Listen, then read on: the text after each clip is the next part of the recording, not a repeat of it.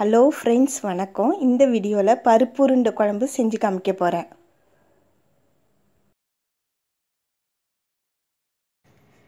இதற்கு தேவையான பொருட்கள்: கடுகு சிறிதளவு, பச்சை மிளகாய் 1 நறுக்கியது, வெல்லம் சிறிதளவு, கருவேப்பிலை தேவையான அளவு, வெந்தயத்தூள் சிறிதளவு, வெங்காயம் 1 பொடியாக நறுக்கியது, ஒரு எலுமிச்சைப்பழ அளவு புளி கரைத்து வச்சுருக்கேன், புளி கரைசல், தாளிப்பதற்கு எண்ணெய், மஞ்சத்தூள், சாம்பார் மிளகாத்தூள் 2 டீஸ்பூனு, தேங்காய் கடைசியில் அரைச்சி ஊற்றுறதுக்காக வச்சுருக்கேன், பெருங்காயத்தூள் சிறிது, உப்பு தேவையான அளவு.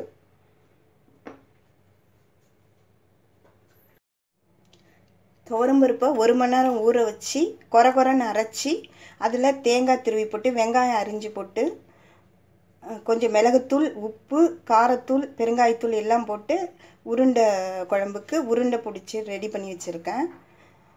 அடுத்தது இது வெங்காயம், தக்காளி, பூண்டு அதை வதக்கிட்டு எண்ணெயில் வதக்கிட்டு அரைச்சி அந்த விழுது வச்சுருக்கேன். ஒரு அரை வெங்காயம், மீடியம் சைஸ் வெங்காயம், அரை வெங்காயம், 4 பூண்டு பல், ஒரு தக்காளி வதக்கி அரைச்சி வச்சுருக்கேன் அந்த விழுது.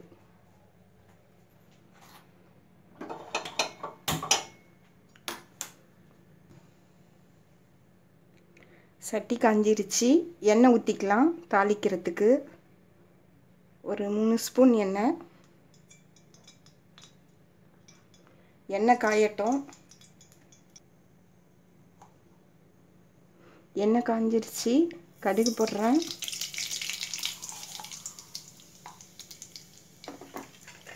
கருவேப்பிலை போடுறேன், பச்சை மிளகாய் போடுறேன்,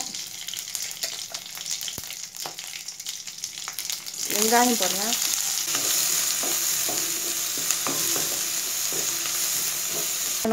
வதங்கிடுச்சு வெங்காயம். இப்போ மசாலாலாம் சேர்க்க போகிறேன். வெந்தயத்தூள், தேவையான குழம்புக்கு தேவையான சாம்பார் தூள்,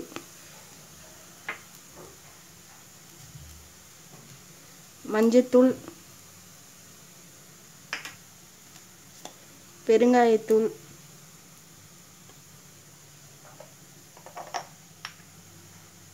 உப்பு,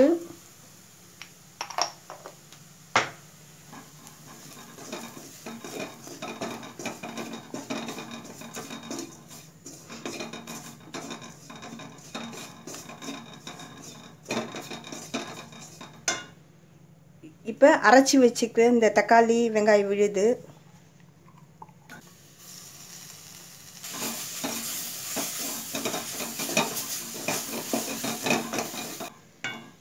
ரொம்ப வதக்க வேண்டாம், ஏன்னா ஏற்கனவே வெங்காயம் தக்காளி வதக்கி தான் அரைச்சிருக்கோம்.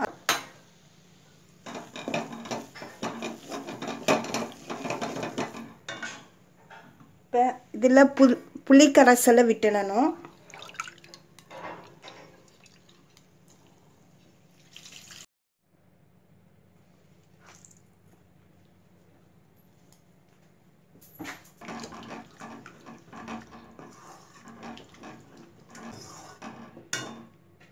வெல்லம் சேர்க்குறேன்.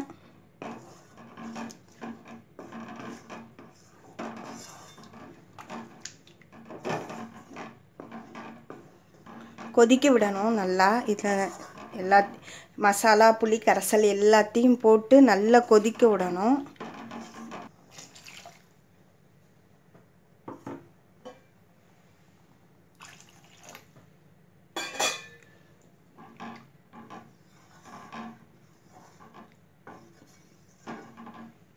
ஏன்னா இந்த தண்ணியில் தான் அந்த குழம்பு தாளித்து விட்ருக்கோம்ல, அதில் தான் நம்ம உருண்டை உருட்டி போட போகிறோம். அதனால நல்லா கொதிக்கும் போது தான் உருட்டி போடணும்.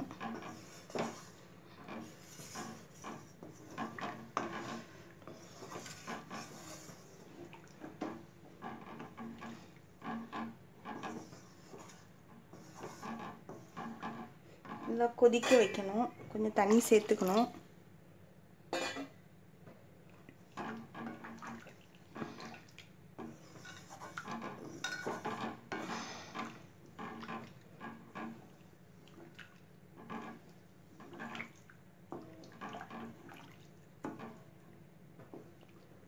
இதில் உப்பு புளிப்பு காரம் எல்லாத்தையும் நம்ம டேஸ்ட் பண்ணி பார்த்துக்கணும். ஏன்னா அது உருண்டை போடுறதுக்கு முன்னாடி.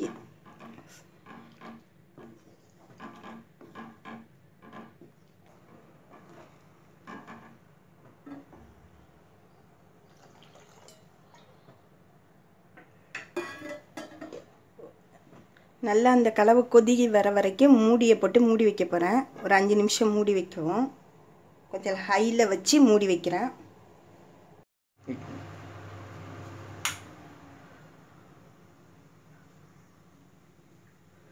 இப்போ ரெடி ஆகிட்டான்னு திறந்து பார்க்க போகிறோம் மூடியை.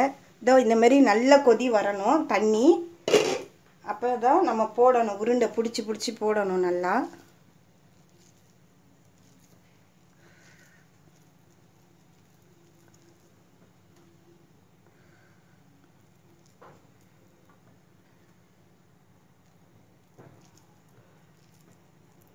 அடுப்பு நல்லா ஹையில் தான் இருக்கணும்.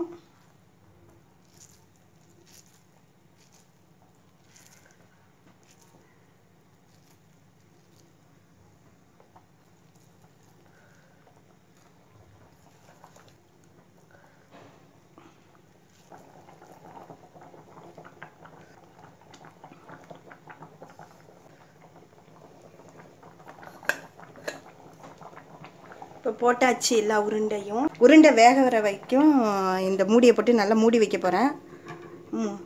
கொஞ்சம் ஹையில் வச்சுட்டு ஒரு 2 நிமிஷம், அதுக்கப்புறம் சிம் பண்ணிக்கணும் அடுப்பை. குழம்பு வந்து அடி பிடிக்காமல் நம்ம கிட்டேயே நின்று பார்த்துக்கணும்.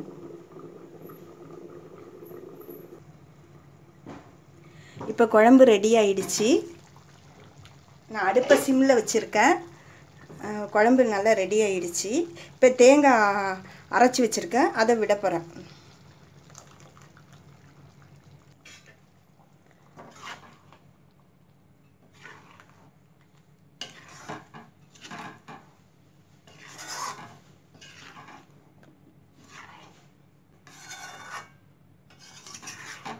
இப்போ தேங்காய் அரைச்சி விழுது ஊற்றியாச்சு. குழம்பு ரெடி ஆயிடுச்சு. ஒரு 2 நிமிஷம் கொதிய விட்டால் போதும்.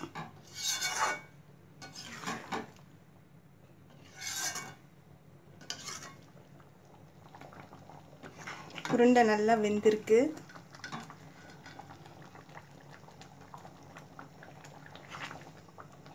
நம்ம உருண்டை குழம்பு ரெடி ஆயிடுச்சு. இப்போ